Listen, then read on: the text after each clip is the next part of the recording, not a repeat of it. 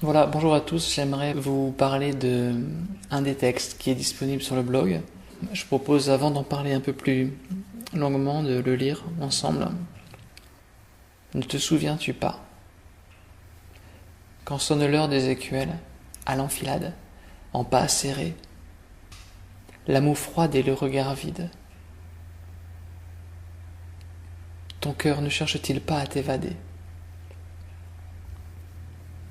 Quand les groupes de paroles balisés, organisés, grillagés, t'érigent les raccourcis militaires en formules scandées, que chacun s'y érafle le gosier.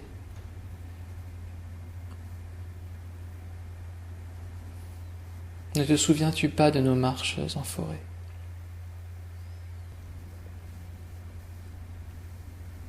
Personnellement, il s'agit d'une expérience, j'ai envie de dire une expérience charnelle, une expérience directe de sentiments désagréables, d'une envie d'évacuer les lieux le plus rapidement possible. L'heure des écuelles, à l'enfilade en pas serré, pardon. C'est chacun l'un derrière l'autre au moment de la cantine, du repas en collectivité, chacun remplissant son rôle et chacun le remplissant comme il est censé le remplir, c'est-à-dire en petits pas, en petits tas, comme disait Jacques Brel. Plateau à la main, ou dans un cas, ou éventuellement bol à la main, dans mon cas.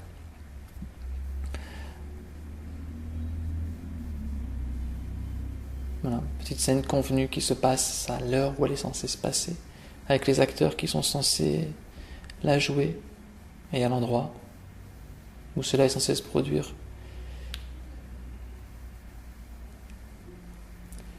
Tous ces paramètres convenus, en fait, pour la seule raison, non pas de la bêtise des personnes y participant,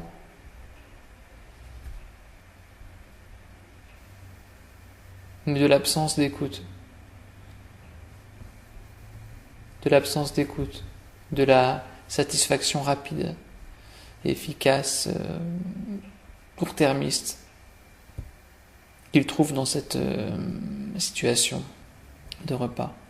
La moue froide et le regard vide, il y a une satisfaction de surface, mais il semble leur suffire. Une pièce dans laquelle chacun des acteurs joue son rôle, l'un derrière l'autre. Un petit rôle, une pièce de figurant. Une pièce de figurant. La moue froide et le regard vide est pourtant plein. Plein des représentations qu'ils ont de cette scène, qu'il s'agisse d'un lieu de communauté ou qu'il s'agisse de petits repas entre collègues dans un petit travail. Même pas confortable. Même pas satisfaisant, mais pour lequel le degré de satisfaction de surface suffit à pousser un jour derrière l'autre. Et là l'appel, ton cœur ne cherche-t-il pas à t'évader? C'est-à-dire que ce qui appelle en nous, ce n'est pas nous. Cela appelle en nous, ce n'est pas une fruit d'une réflexion, d'une conceptualisation, d'une intellectualisation quelconque qui voudrait que par le fruit d'un raisonnement, nous débouchions sur la décision de s'extirper de ce contexte. Ce à quoi je fais allusion ici est beaucoup plus sauvage.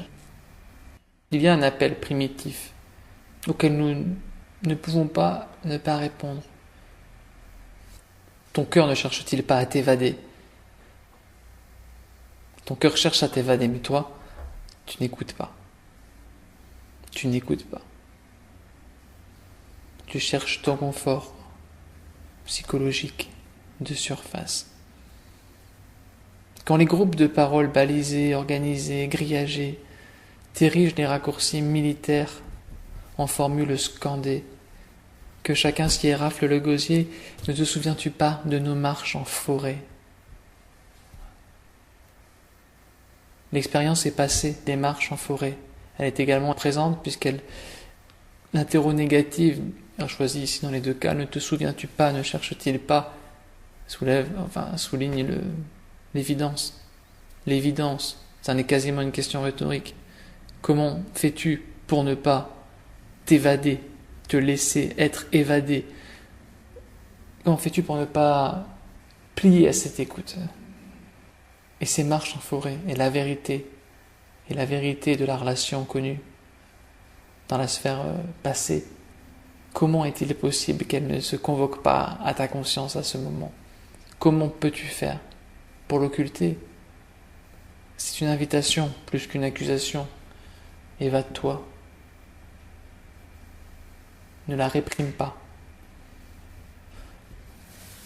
Ce texte a été écrit il y a maintenant, je dirais, plusieurs semaines. Les groupes de parole, dans l'instant, pour moi, fait référence au comportement sur les réseaux sociaux qu'on peut observer ici et là. Chacun y va de sa petite position, chacun y va et cherche à rappeler, ou du moins à affirmer qu'il est le détenteur de la bonne interprétation, ou du moins en souscrivant à telle ou telle interprétation, il donne l'impression qu'il en est, sinon l'instigateur, du moins un fiefé représentant. C'est trop facile. Et c'est surtout trop artificiel. Les raccourcis militaires, les formules scandées, les effets de groupe, comme un tas de loups qui hurlent à la lune, sauf qu'on est en pleine journée, et que la lune s'en fout.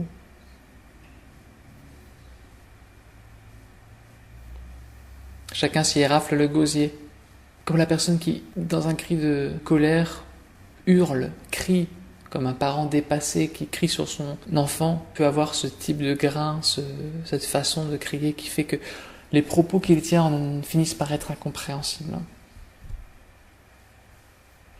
Se rend-il compte? D'où la difficulté pour la personne qui, effectivement, s'est laissée être évadée, qui sait la joie des marches en forêt. D'où l'aberration pour cette personne lorsqu'il s'agit de voir ces différents pères s'y abîmer, se perdre, se durcir, laisser épaissir leur croûte, 1 millimètre de fainéantise après l'autre.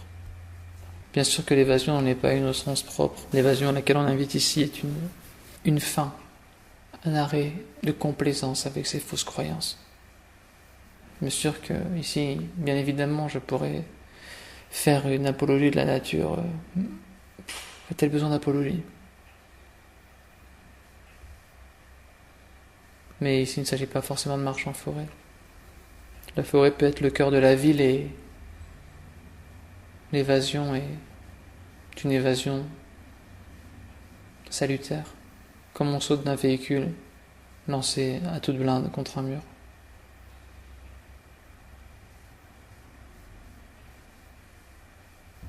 Je vous invite à observer dans les sentiers de vos quotidiens ce qui peut correspondre à l'heure des écuelles.